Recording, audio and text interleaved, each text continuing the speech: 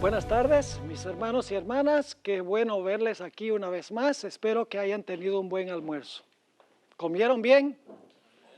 Espero que no demasiado bien, porque se me van a dormir esta tarde. Menos mal que tenemos solo una presentación esta tarde y no más. Y luego quiero animarles que continúen leyendo el sílabo cuando vayan a su hotel o el lugar donde se están quedando, porque hay mucho material en el sílabo que no vamos a poder cubrir.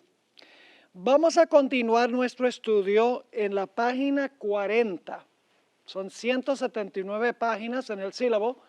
Vamos a empezar nuestro estudio en la página 40 y vamos a repasar algunos elementos que cubrimos esta mañana cuando estábamos por terminar la sesión. Estábamos hablando del gran sello oficial de los Estados Unidos de América y nos dimos cuenta que este sello tiene varios elementos en común con el estandarte de los romanos y tiene una conexión muy estrecha con el Imperio Romano. Ustedes notan que en el lado reverso del sello, es decir, en la parte de atrás del sello, tiene un ojo de la providencia y saliendo del ojo de la providencia hay unos rayos del sol. También tiene dos inscripciones en latín. Una inscripción dice Anuit Coeptis, que significa Él ha favorecido lo que hemos emprendido. Y la otra inscripción es Novus Ordo Seclorum, que se puede traducir Nuevo Orden Mundial. Es significativo que las inscripciones están en latín, el idioma del antiguo Imperio Romano, aun cuando ese es un idioma muerto en realidad. Luego vimos que hay una pirámide que tiene 13 niveles, que estaba incompleto, que significa que lo que emprendieron los fundadores todavía estaba inconcluso. El ojo de la providencia representa a Lucifer, quien está mirando lo que se está emprendiendo. Algunos piensan que es el ojo de Dios, pero en realidad es un símbolo masónico que representa el ojo de Lucifer. También nos dimos cuenta que aparece el año 1776 en números romanos, significativo nuevamente porque en la época de los fundadores se usaban números arábigos. Y luego el número 13 es predominante también en los dos lados del sello. El número 13 es un número que tiene vínculos ocultistas, según los que han estudiado el significado de los números. Ahora, no solamente el gran sello tiene símbolos que son afines a los símbolos que había en la Roma antigua, sino que también hay varias banderas que tenía los Estados Unidos en la época de las guerras de la independencia y posteriormente, que tienen también la misma idea del águila y del sol combinado con el águila. Mencionaba esta mañana que después de las guerras de independencia, la palabra ejército resultó desagradable y repugnante para el pueblo americano. Y por lo tanto decidieron llamar a los ejércitos con la palabra legiones, que es el mismo nombre que se le daban a los ejércitos de la Roma antigua. Es interesante también que el general Knox, uno de los generales que dirigió las guerras de independencia de los Estados Unidos, estableció la legión, que es el ejército de esa época, y sugirió que se hiciera una bandera de tamaño muy grande, es decir, tamaño de la vida real del águila, que se llamaría el estandarte de la legión. Este estandarte, ustedes tienen en la ilustración que yo repartí, contiene un águila de tamaño natural y era muy semejante al águila que se encontraba en los estandartes de las tropas o de las legiones romanas. Esto demuestra que el águila de los Estados Unidos se adquirió mayormente como resultado del estandarte que se encontraba entre las legiones romanas. Esa bandera nunca se fabricó, pero la idea la compartió el general Knox y la idea demuestra que había vínculos con el Imperio Romano antiguo. Pero sí se fabricó una bandera semejante a esa en 1791, que se conoció como el estandarte de la Legión, y la bandera tenía una águila con las alas extendidas, la cabeza virada hacia la derecha, flechas en sus garras y los rayos del sol que refulgían de su cuerpo. Ustedes también tienen esa ilustración entre las que yo les repartí. No solamente por las banderas y por los sellos y por el idioma y por los números romanos se halla ese vínculo entre los Estados Unidos, los emblemas de los Estados Unidos y los emblemas de la Roma antigua, sino cuando uno va a Washington, D.C., la capital de los Estados Unidos, uno encuentra que la arquitectura en Washington es una arquitectura romana. Además de eso, la ciudad está llena de monumentos a sus próceres y a sus héroes. Cuando uno mira las inscripciones y las fechas, muchas de las inscripciones y fechas están en números romanos y en letras romanas. La Cámara Alta del Congreso se llama el Senado y sus representantes se llaman senadores. Esa es terminología que viene directamente de la Roma antigua. Es decir, debemos nosotros tomar en cuenta que la idea del águila y el sol la adquirió los Estados Unidos directamente de los emblemas que había en el estandarte del Imperio Romano. Ahora, al pie de la página 41 encontramos un detalle muy interesante, una silla especial que se preparó para la Convención Constitucional que se realizó en el año 1787. Ahora, quiero leerles una cita de Whitney Smith, un experto en el significado de las banderas, a donde él habla del significado del sol en las insignias de las naciones. En la página 314 de su libro, Flags o Banderas, explicó lo siguiente. En un gran número de países, el sol se asocia no tanto con la independencia, sino con las promesas que trae el amanecer de un nuevo día. Es decir, el sol significa que está amaneciendo un nuevo día, cuando se encuentra en los emblemas de las diferentes naciones. Esta idea de que el sol naciente representa el amanecer o nacimiento de una nueva era o de un nuevo orden, se puede discernir claramente en un comentario que hizo Benjamin Franklin en 1787 en la Convención Constitucional en Filadelfia, es donde se adoptó la Constitución de los Estados Unidos. Encontramos que George Washington, quien presidió la Convención Constitucional, se sentó en una silla que había sido preparada para la ocasión. Se conoce como la silla del sol naciente. Esa silla todavía está allá en Filadelfia. Ustedes pueden visitar el lugar donde se ratificó la Constitución de los Estados Unidos y ahí van a ver la silla con este emblema que voy a mencionar a continuación.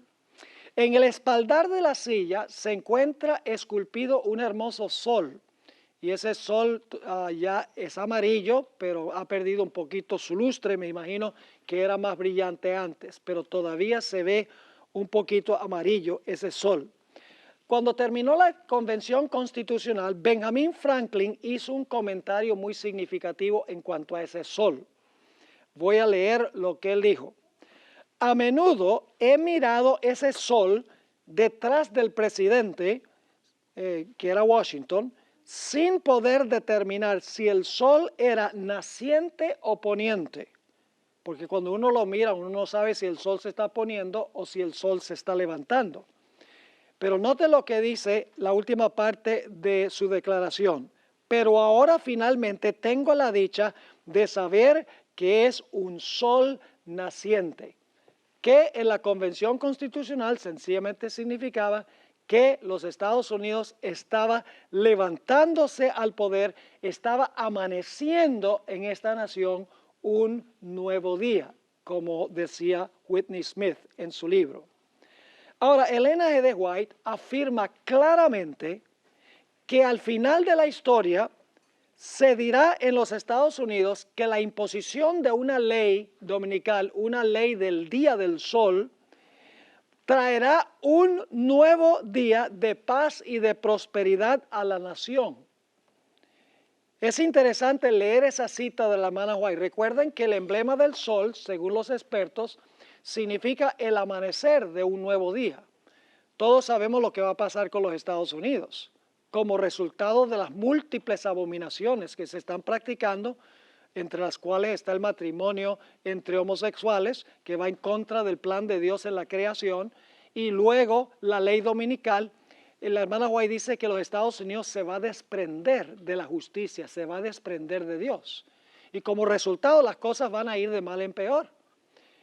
Pero para tratar de traer a la nación otra vez al lugar donde estaba antes, con paz y con prosperidad, con la idea de tener un nuevo día, el amanecer de un nuevo día, se va a imponer una ley dominical pensando que eso va a traer prosperidad de nuevo. Note lo que dijo la hermana White o escribió en El Conflicto de los Siglos, página 576. Se declarará que los hombres ofenden a Dios al violar el descanso del domingo, que este pecado ha traído calamidades que no concluirán hasta que la observancia del domingo no sea estrictamente obligatoria, y que los que proclaman la vigencia del cuarto mandamiento, haciendo con ello que se pierda el respeto debido al domingo y rechazando el favor divino, turban el pueblo y alejan, ¿qué cosa? Alejan la prosperidad temporal. Es decir, para recuperar un nuevo día, para regresar a lo que fue la nación en su origen, es necesario imponer por ley el día del sol como el día de reposo nacional. Ahora, alguno podría objetar y decir, si vinculamos el águila de los Estados Unidos con el águila de Roma, ¿no tendríamos también que vincular el león de Babilonia con el león de Inglaterra? ¿O el oso de Medo-Persia con el oso de Rusia? ¿O el dragón chino con el dragón romano? La respuesta a esta pregunta es que no, por dos razones.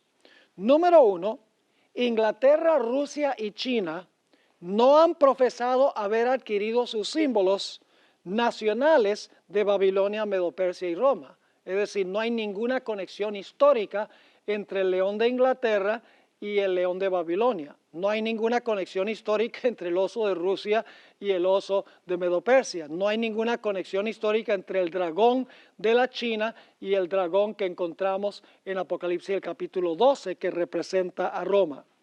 En segundo lugar, Mateo 24 tiene una doble aplicación. Si la abominación asoladora, escuchen bien, se relacionaba con Roma, el águila y el sol, en el tiempo de la destrucción de Jerusalén, entonces el cumplimiento final tiene que tener también una relación con Roma, con el águila y ¿con qué? Y con el sol, porque Mateo 24 tiene una doble aplicación. Ahora vamos a estudiar algo muy interesante, y es que hay una conexión entre la antigua Babilonia de Nabucodonosor y la Babilonia final que se menciona en el libro de Apocalipsis. Hay una conexión continuada desde la Babilonia antigua hasta la Babilonia moderna.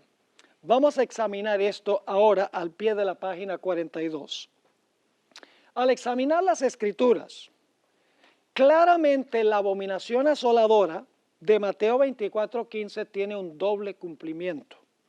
Uno histórico, como hemos visto en la destrucción de Jerusalén, y el otro durante los 1260 años y al final de la historia, cuando los Estados Unidos se una con el papado. Y algunos de ustedes estarán diciendo, pastor, entonces usted está diciendo que Mateo 24 tiene una triple aplicación, porque si se aplica a la destrucción de Jerusalén, se aplica a los 1260 años y se aplica al tiempo del fin, entonces tendría una triple aplicación.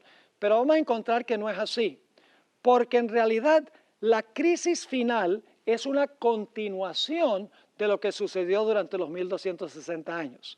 Lo que pasa es que cuando terminaron los 1260 años, se suspendió el poder del papado y hemos tenido una época de paz. Pero la herida mortal del papado será sanada, según dice la Biblia, y luego el papado se va a comportar en el futuro como se comportó en el pasado. Es decir, va a ser lo mismo en el futuro que lo que hizo durante los 1260 años. Ahora, vamos a continuar aquí. Un examen cuidadoso de Daniel 11:31, Daniel 12:11 y Apocalipsis 11:1 y 2 confirma sin lugar a dudas que la expresión abominación asoladora se refiere a la nefasta obra de Roma papal durante los 1260 años. No tenemos tiempo de estudiar esas profecías, pero esas profecías mencionan los 1260 años. Es decir, el papado durante ese tiempo colocó la abominación asoladora. Pero quiero que noten el siguiente párrafo que es muy importante.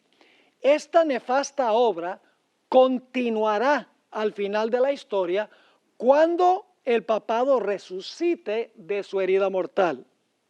Ahora viene un párrafo muy importante, voy a tomar tiempo para explicarlo porque es de vital importancia.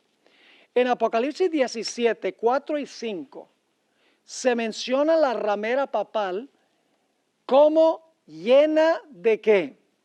Llena de abominaciones.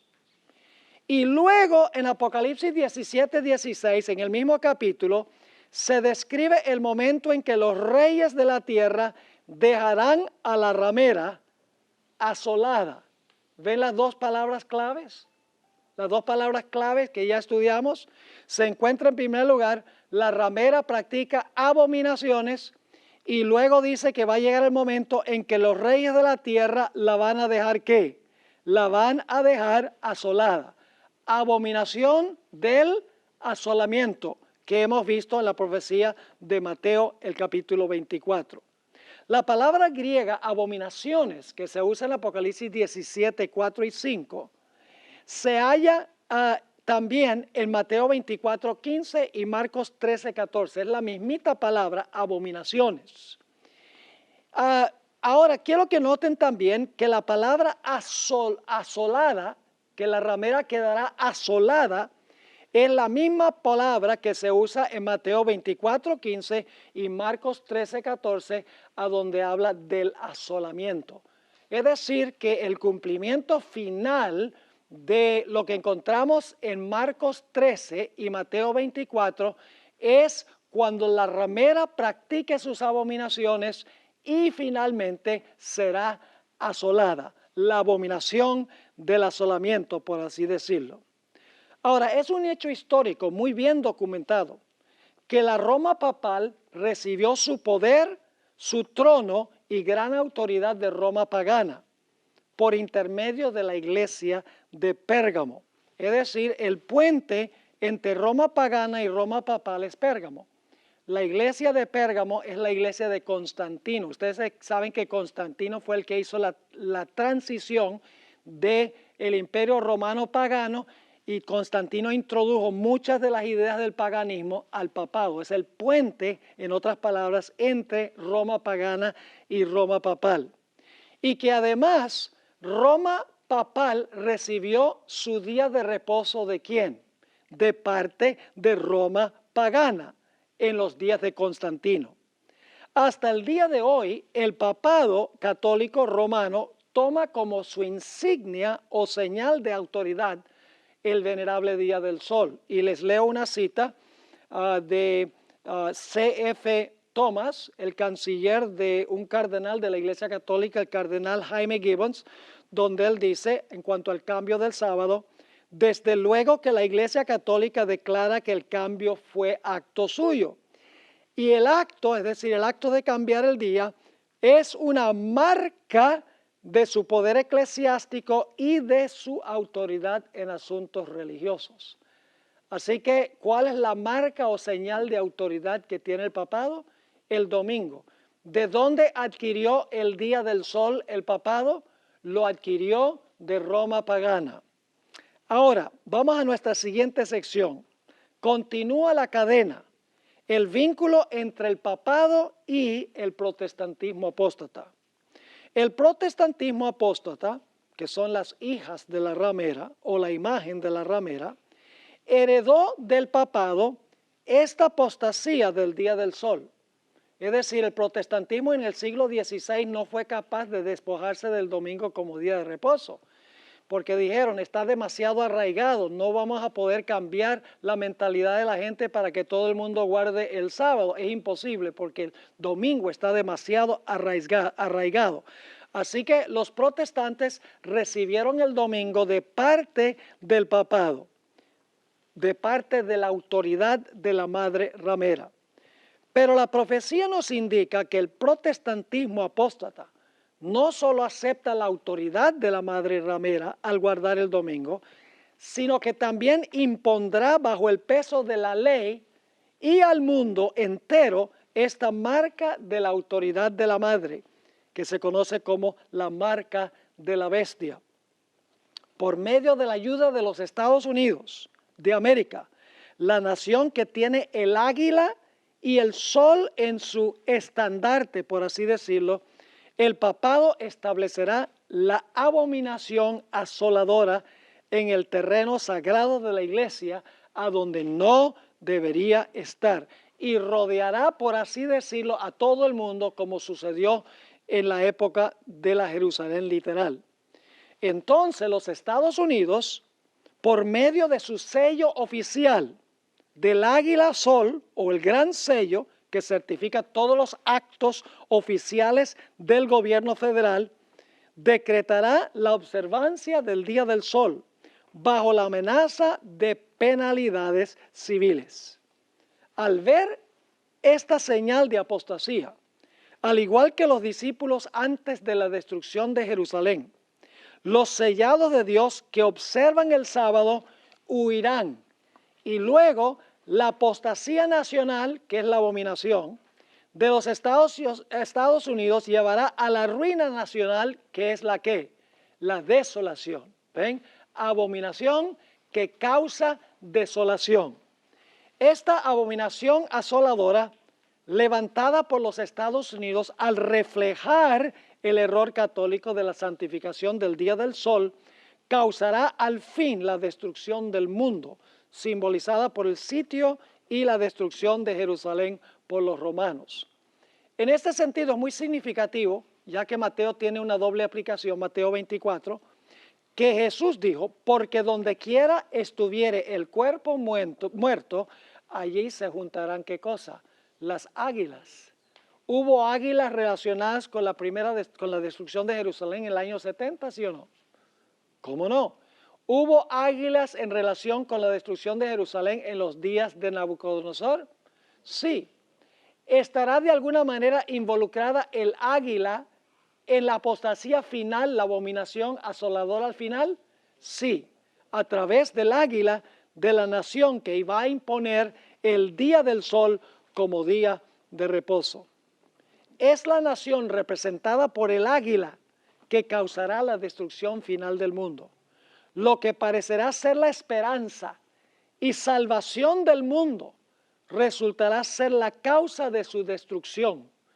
Elena White vio esta conexión entre los ejércitos romanos y lo que sucederá con los Estados Unidos, porque alguno pensará, bueno, está muy interesante el paralelo, pero sí habrá alguna relación entre el sol en el estandarte de los romanos, donde le rindieron adoración, y el día del sol al final de la historia.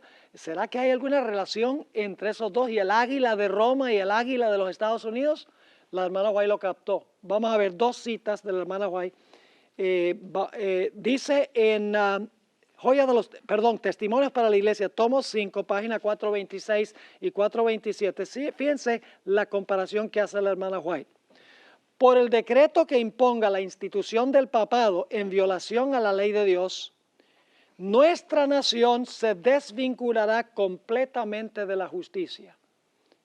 ¿Qué es lo que va a causar que los Estados Unidos se desvincule completamente de la justicia? La imposición del día del papado. ¿Se están dando cuenta aquí? Es decir, esto viene de Roma pagana a Pérgamo, los días de Constantino, se pasa a la cuarta iglesia, que es la iglesia de Tiatira, la iglesia papal. La iglesia papal se lo traspasa a quienes, a los protestantes en el siglo XVI, y eso se transporta, vamos a ver, a través de los puritanos a los Estados Unidos de América, y se conserva hasta el tiempo cuando se aprueba la Constitución de los Estados Unidos. Sigue diciendo la sierva del Señor, cuando el protestantismo extienda la mano a través del abismo para asir la mano del poder romano, cuando se incline por encima del abismo para darse la mano con el espiritismo, cuando bajo la influencia de esta triple unión nuestro país repudie todo principio de su constitución como gobierno protestante y republicano y haga provisión para la propagación de las mentiras y seducciones papales, entonces sabremos que ha llegado el tiempo en que se verá la asombrosa obra de Satanás y que el fin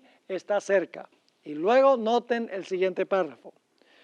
Como el acercamiento de los ejércitos romanos, fíjese a dónde va la hermana White para explicar esto que va a pasar en el tiempo del fin. ¿A dónde regresa? A Roma, a la destrucción de Jerusalén. Como el acercamiento de los ejércitos romanos fue para los discípulos una señal de la inminente ¿qué? Destrucción de Jerusalén, que es la desolación. Esta apostasía, la apostasía tiene que ver con la observancia del día del sol. Esta apostasía, dice ella, podrá ser para nosotros una ¿qué? ¿Recuerdan cuál fue la señal cuando Jerusalén iba a ser destruida? Los estandartes romanos con un águila y un ¿qué? Y un sol. Interesante. La hermana White dice aquí que lo que va a ser la señal es nuevamente el día del sol. Sigue diciendo, esta apostasía podrá ser para nosotros una señal de que se llegó al límite de la tolerancia de Dios, de que nuestra nación colmó la medida de su iniquidad y de que el ángel de la misericordia está por emprender el vuelo para nunca volver. Y luego quiero que noten el siguiente paso que menciona la hermana White. ¿Han notado ustedes en Mateo el capítulo 24 que inmediatamente después de la abominación asoladora dice, luego viene el tiempo de angustia cual nunca se ha visto? En Mateo 24 viene la abominación asoladora y luego entonces viene la tribulación, la gran tribulación. Ahora fíjense el siguiente paso que menciona la hermana White. Dice lo siguiente. Los hijos de Dios se verán entonces sumidos en aquellas escenas de aflicción y angustia, ¿de quién? De Jacob. ¿Está presentando la hermana White el mismo orden? ¿Cómo no? Sigue diciendo, ascienden al cielo los clamores de los fieles y perseguidos. Y como la sangre de Abel clamó desde el suelo, hay voces que claman a Dios desde la tumba de los mártires, desde los sepulcros del mar, desde las cuevas de las montañas, desde las bóvedas de los conventos. ¿Hasta cuándo, Señor santo y verdadero, no juzgas y vengas nuestra sangre de los que moran en la tierra? Según la hermana White, ¿hay alguna conexión entre los estandartes romanos que tenían un águila y sol y lo que va a ser los Estados Unidos? Claramente que sí. Ahora, la segunda cita se encuentra en el tomo 5 de los Testimonios, página 439. Y aquí es explícita la conexión. Dice, no es ahora tiempo para que el pueblo de Dios fije sus afectos o se haga tesoros en el mundo. No está lejano el tiempo en que, como los primeros discípulos, seremos obligados a buscar refugio en lugares desolados y solitarios. Ahora viene la comparación. Así como el sitio de Jerusalén por los ejércitos romanos fue la señal para que huyesen los cristianos de Judea, así la asunción de poder por parte de nuestra nación con el decreto que imponga el día de descanso papal será para nosotros una amonestación. Entonces será tiempo de abandonar las grandes ciudades y prepararnos para abandonar las menores en busca de hogares retraídos en lugares apartados entre las montañas. ¿Están viendo el paralelo? La hermana White claramente vio una relación estrecha entre los estandartes romanos que tenían un águila y un sol y adoraron al sol, y los Estados Unidos cuyo emblema es el águila, y la imposición del domingo como el día del sol. Notemos otras 3 citas de la hermana White sobre este tiempo. Eventos de los últimos días, páginas 136 y 137. El pueblo de los Estados Unidos ha sido un pueblo favorecido. Yo creo que eso es verdad, porque todo el mundo quiere venir para acá. Bueno, no todo el mundo, pero mucha gente quiere venirse para acá. Ahora escuchen, pero cuando restrinjan la libertad religiosa, renuncien al protestantismo y apoyen al papado, la medida de su culpa se habrá completado y en los libros del cielo se registrará apostasía nacional. Esa es la abominación. Y luego, si ustedes siguen leyendo esa cita, dice que la apostasía nacional será seguida por la ruina nacional. Esa es la asolación. En el comentario bíblico adventista, tomo 7, página 988, encontramos una idea similar. La hermana White repite esto muchas veces en sus escritos. Dice, cuando nuestra nación promulgue leyes en sus concilios legislativos para comprometer la conciencia de los hombres en cuanto a sus privilegios religiosos, imponiendo la observancia del domingo y usando un poder opresivo contra los que guardan el día de reposo del séptimo día, la ley de Dios será sin duda invalidada en nuestro país. Y la apostasía nacional, ¿qué es lo que lleva a la apostasía nacional? ¿La imposición de qué? Del día del sol. Dice la apostasía nacional, a la apostasía nacional seguirá ¿qué cosa? La ruina de la nación. La abominación que lleva al asolamiento. Es decir, la abominación asoladora al final de la historia es la ley dominical. Noten esta cita muy poderosa de la revista Signs of the Times, junio 12, 1893.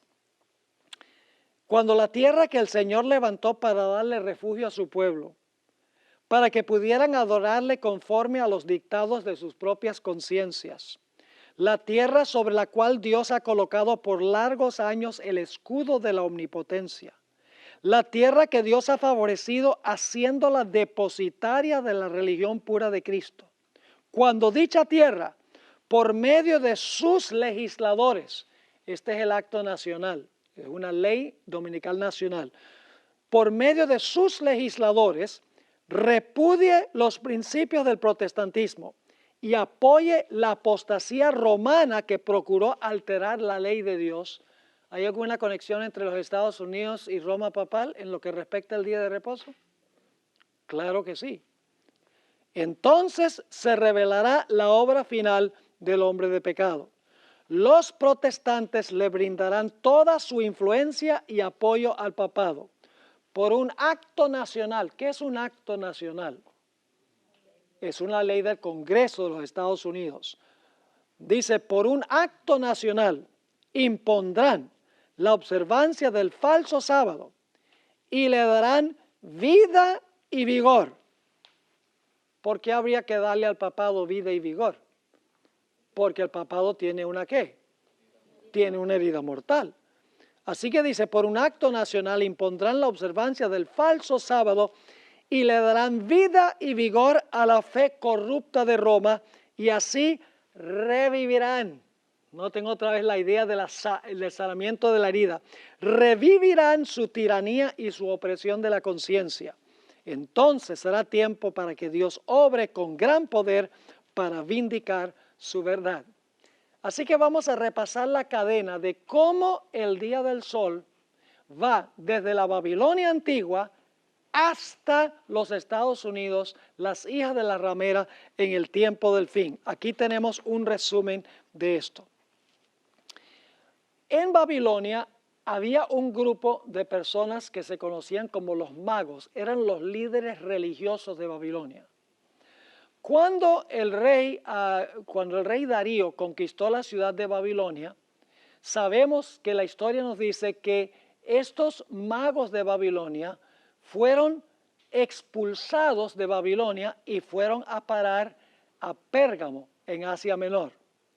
Luego sabemos que en el año 520, Darío I, que no es el mismo Darío que conquistó la ciudad de Jerusalén, nuevamente tomó a estos individuos, el remanente de los magos que adoraban al dios Sol, y los expulsó y fueron otra vez a parar a Pérgamo. Y en el año 483 lo mismo sucedió con el rey Jerjes.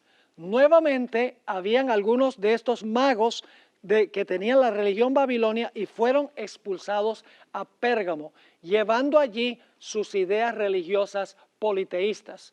Yo no sé si ustedes están al tanto, pero Ciro y Darío no eran politeístas. Ellos eran monoteístas. Ellos creían en un Dios verdadero, mientras que estos sacerdotes, estos magos, eran politeístas, adoraban al dios Sol Marduk y por lo tanto fueron expulsados en varias etapas a lo que fue la Babilonia antigua, la Babilonia del rey Nabucodonosor, que había establecido Nabucodonosor. Y luego fueron a parar a Asia Menor, a Pérgamo. Ahora, como ya hemos visto, en una campaña militar en Asia Menor, en el año 63, el general Pompeyo adoptó al dios Mitra como el dios de las legiones romanas. Y lo interesante es que el dios Mitra era un dios que se encontraba en Pérgamo, en Asia Menor. En realidad era el dios que en el cual creían los sacerdotes, estos paganos que fueron expulsados de la Babilonia antigua. Es decir, que a través de Pérgamo, en el Antiguo Testamento, la apostasía de la antigua Babilonia de adorar al dios Sol fue transferido a la Babilonia de Roma, por así decirlo. Luego, en la primera parte del siglo II, los padres eclesiásticos comenzaron a celebrar el domingo en honor a la resurrección de Jesús, sin ningún apoyo bíblico. Luego, en el siglo IV, Constantino, quien adoraba al sol bajo el nombre Deus Sol Invictus, fusionó la adoración al dios Sol con la observancia del domingo en honor a la resurrección de Jesús. El emperador adoraba al dios Sol y los cristianos adoraban en el día del sol. Siendo un político sagaz y oportunista, fusionó las dos ideas a fin de unir el imperio romano. En marzo del año 321, como nosotros sabemos, Constantino emitió la primera ley dominical. Y aunque esta era una ley civil, es decir, era una ley no religiosa, en poco tiempo la iglesia tomó esa ley y la convirtió en una ley religiosa en el concilio de la Odisea en el año 336. La Roma papal luego entonces tomó la observancia del día del sol en la época de Constantino, lo tomó como su día de reposo.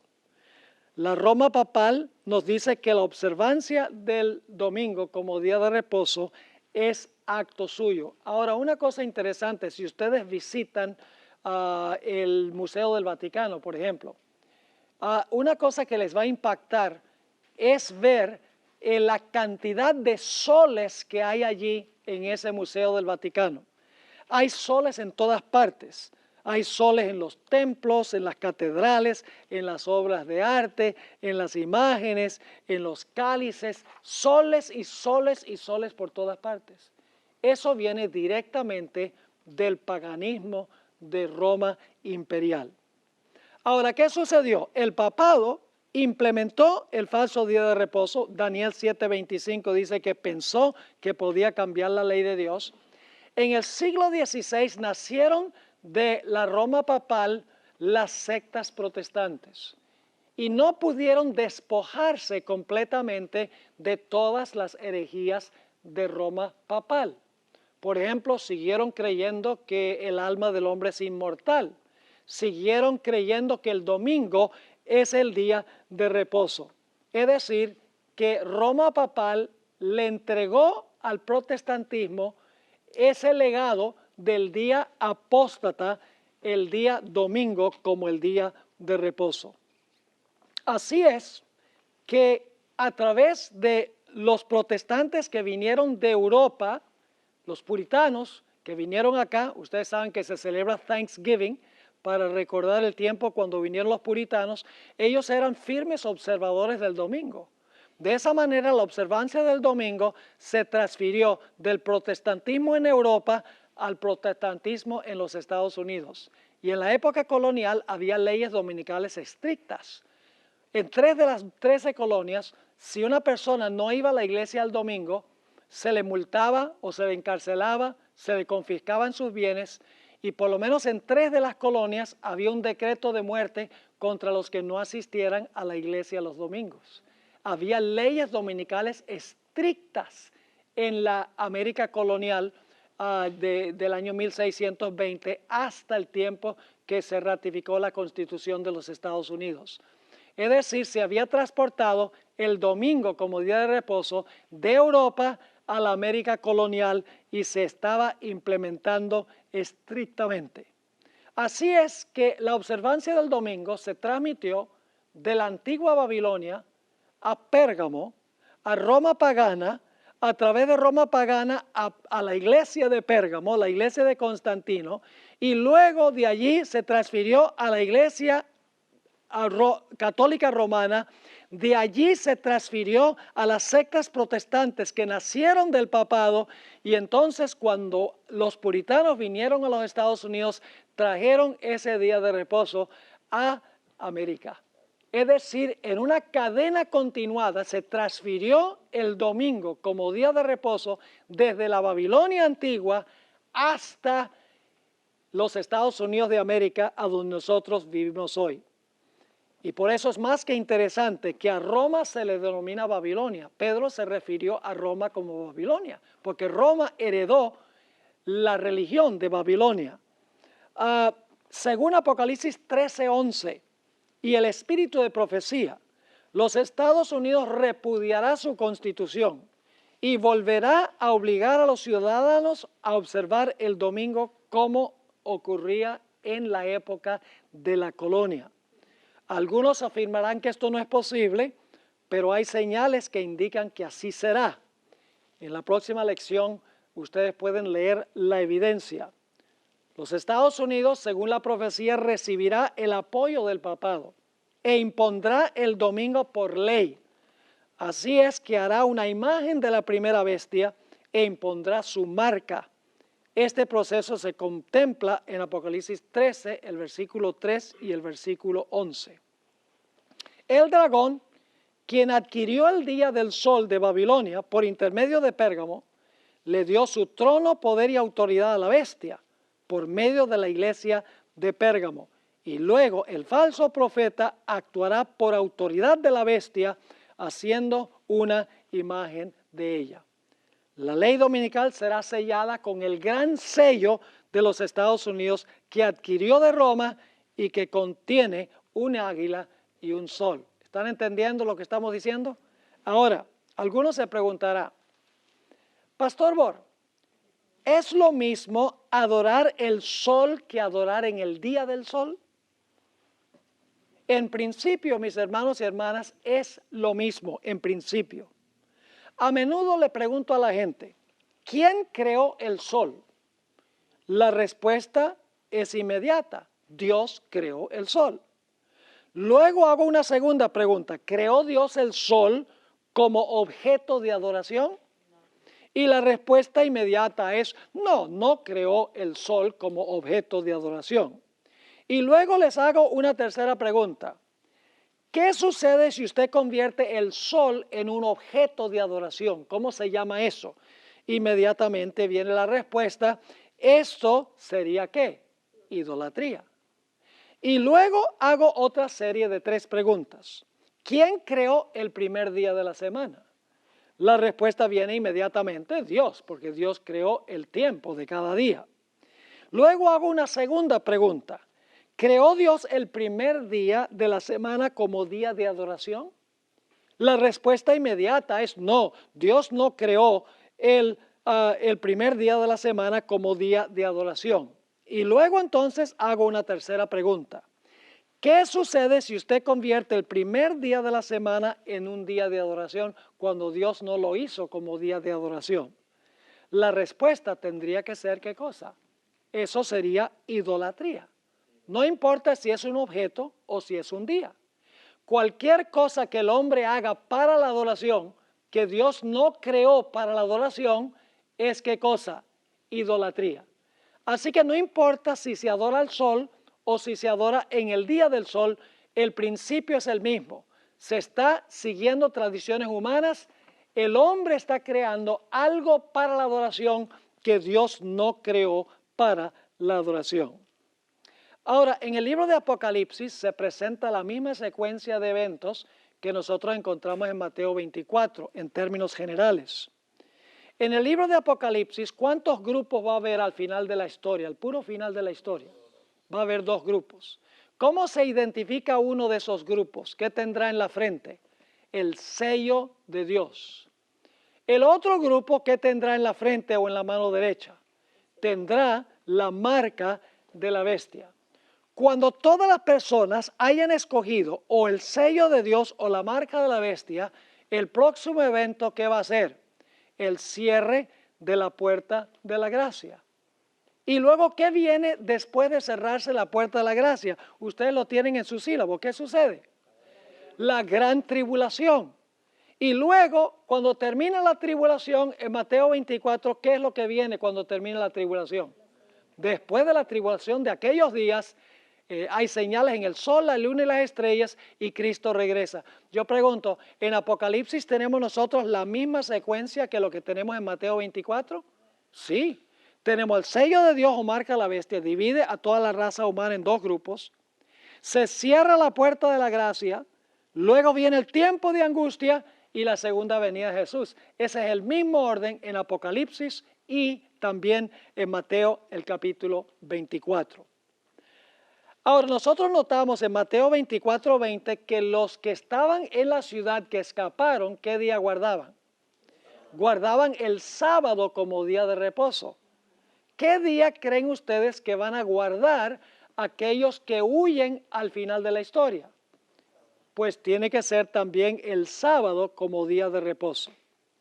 Estados Unidos, así como el Israel antiguo, fue escogido por la providencia divina para cumplir la misión de proteger y esparcir la verdad en todo el mundo. Esta nación no es cualquier nación. Dios la escogió específicamente como un lugar de refugio a donde se pudiera predicar con libertad el mensaje final de Dios, para proteger la verdad de Dios, con plena libertad civil y libertad religiosa. Este país ha tenido un impacto mundial que ha llevado la predicación del Evangelio a toda nación del planeta. Tiene una constitución que garantiza la libertad civil y la libertad religiosa para cumplir libremente su misión. Pero cuando esta nación repudia su constitución y cometa la peor abominación de la historia, que es imponer la observancia del día del sol, como en los días de Ezequiel estaban adorando ¿qué cosa? El sol, que era el clímax o la cúspide de todas las abominaciones. Entonces Dios registrará en los libros del cielo apostasía nacional que será seguida por la ruina nacional. Ahora es interesante notar que después de la abominación asoladora, en Mateo 24:17, dice que los fieles iban a huir la ciudad de Jerusalén.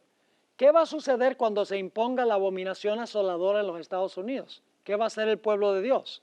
El pueblo de Dios también va a tener que huir. Ahora, en Mateo dice, huyan a los montes de Judea. Los que están en Judea, huyan a los montes. Y algunas personas podrían decir, ve, esto se aplica solamente a los judíos literales, porque dice que los que están en Judea huyan a los montes. Nosotros hoy en día no vivimos en Judea. Por eso es importante tomar en cuenta que hay más que un solo relato de las señales del fin. Si comparamos el Evangelio según San Lucas, el capítulo 17 y el versículo 31 y 32, encontramos que lo que Mateo aplica a los que viven en Judea, en Lucas 17, se aplica a lo que deben hacer los seguidores de Jesús en todas partes del mundo. En Lucas 17, 31 y 32, dice, en aquel día, y está hablando de la segunda venida porque menciona los días de Noé, menciona los días de Lot, así será la venida del Hijo del Hombre. Dice, en aquel día, el que esté en la azotea y sus bienes en casa, no descienda a tomarlos. Y el que en el campo, asimismo, no vuelva atrás. ¿Encontramos eso en Mateo? Está en Mateo, pero ahí dice en Judea. Aquí está hablando de qué cosa, del mundo. Es decir, Mateo 24 tiene una doble aplicación. Y luego en el versículo 32 dice, acordaos de qué, de la mujer de Lot. ¿Cuál fue el problema con la mujer de Lot? El problema con la mujer de Lot es que ella salió de Sodoma, pero Sodoma no había salido de ella. Y se convirtió en una columna de sal, según la Biblia. Ahora, quiero leerles una última cita en esta lección sobre lo que va a pasar cuando el pueblo de Dios huya. Hermanos y hermanas, nosotros no nos imaginamos cómo va a ser el tiempo de angustia. Nosotros podemos pensar que va a ser lo peor, pero va a ser aún peor de lo que nosotros nos podemos imaginar. Leímos en cuanto a lo que sucedió con Jerusalén, vino la abominación asoladora, el pueblo de Dios vio la señal, huyeron, y luego entonces los romanos volvieron y circularon la ciudad y ya no había escape, se había realizado la separación. Y entonces nos dimos cuenta que en la ciudad había hambre, había pestilencia y había alborotos, insurrecciones, etcétera. Padres entregaban a los hijos, hijos a los padres, amigos traicionaban a amigos. Es decir, no había seguridad en ninguna parte. Las madres se comían a sus hijos, según vimos. Hermanos y hermanas, eso se va a intensificar. Eso va a ser a nivel mundial y va a ser peor. Fíjense lo que dice el Espíritu de Profecía sobre el tiempo de angustia que viene después de la abominación asoladora. Conflicto de los siglos, página 600. Cuando Él abandone el santuario, ese es el momento del cierre de la gracia, las tinieblas envolverán a los habitantes de la tierra. Durante ese tiempo terrible, los justos deben vivir sin intercesor a la vista del Dios Santo. Y ahora fíjense lo que va a pasar cuando Dios retira su espíritu, cuando Jesús deja de interceder. Nada refrena ya a los malos. Y Satanás tiene control completo sobre los impenitentes empedernidos. ¿Pueden ustedes imaginarse un planeta a donde Satanás tiene total control sobre los impenitentes? No los justos, sobre los impenitentes. Sigue diciendo la sierva del Señor, el mundo ha rechazado su misericordia, despreciado su amor y pisoteado su ley. Los impíos han dejado cumplir su tiempo de gracia. El Espíritu de Dios, al que se opusieron obstinadamente, acabó por apartarse de ellos. Desamparados ya de la gracia divina, están a merced de Satanás, el cual sumirá entonces a los habitantes de la tierra en una gran tribulación final. ¿Es eso lo que menciona Mateo después de la abominación asoladora? El pueblo de Dios huye y ahora viene la gran tribulación que nunca se ha visto jamás. Es exactamente lo que dice Mateo 24. Elena White está comentando sobre lo que va a suceder después que se hayan dividido los dos grupos. Y luego entonces sigue diciendo la sierva del Señor, como los ángeles de Dios dejen ya de contener los vientos violentos de las pasiones humanas, todos los elementos de contención se desencadenarán. Y ahora fíjense la última parte de la cita. El mundo entero, ¿cuánto? El mundo entero será envuelto en una ruina más espantosa que la que cayó antiguamente sobre Jerusalén. Y ustedes dicen, ¿cómo puede ser peor que lo que pasó con la ciudad de Jerusalén. Pero la sierva del Señor dice que será una ruina más espantosa que la que cayó sobre Jerusalén, y dice que sucederá en el mundo entero. Ahora, hay un punto con el cual quiero terminar. Algunos me acusan a mí y a otros cuando hablamos de la gran tribulación y lo terrible que va a ser, dice eso es para asustar a la gente. Mis hermanos y hermanas, esto no es para asustar a la gente, es para que nosotros nos preparemos para pasar por ese periodo. Porque va a ser el periodo más terrible en la historia del planeta Tierra. Y son los que tienen una conexión vital con Jesús a través de la oración, a través del estudio de la Biblia y el testimonio de su vida, van a poder pasar victoriosamente por ese periodo. Y permítame mencionar que en ese tiempo de angustia, Cristo no va a interceder por los pecados, pero Cristo sí va a estar aquí para proteger a sus hijos. Porque si Jesús no estuviera aquí, nadie sobreviviría. Satanás aniquilaría a todos. Lo que va a suceder es lo que pasó en los días de Job. Job perdió todo apoyo humano. No le quedó nada sino la vida. Perdió sus posesiones, perdió sus hijos, perdió el apoyo de su esposa, sus amigos se volcaron en contra de él, perdió sus criados y sus siervos, perdió todo lo que tenía. Quedó en la calle, por así decirlo, como la viuda de la parábola que contó Jesús. Y sin embargo, Job había desarrollado una experiencia fuerte con su Señor en tiempos de prosperidad. Amén. Y por lo tanto, Job dijo, aunque me matare, aún confiaré en Él. Dijo, yo sé que mi Redentor vive. Dice, cuando pase del horno, dice, saldré como oro afinado en el fuego. Job no se soltó de la mano de Dios. Estaba preparado para esa crisis. La pregunta clave es si nosotros estamos preparados para afrontar esa crisis, cual nunca se ha visto en la historia de nuestro planeta. Espero que lo que hemos estudiado sea de beneficio para nosotros. La historia se va a repetir. Lo que pasó con Jerusalén va a suceder de nuevo a nivel mundial. El estandarte romano que tenía el águila y el sol será repetido espiritualmente en los Estados Unidos, en un país que tiene como emblema el águila, que impondrá el día del sol. Y como en el pasado el pueblo de Dios fiel huyó, el pueblo de Dios huirá. Vendrá el tiempo de angustia, pero el pueblo de Dios será libertado, todos los que se hayan escritos en el libro.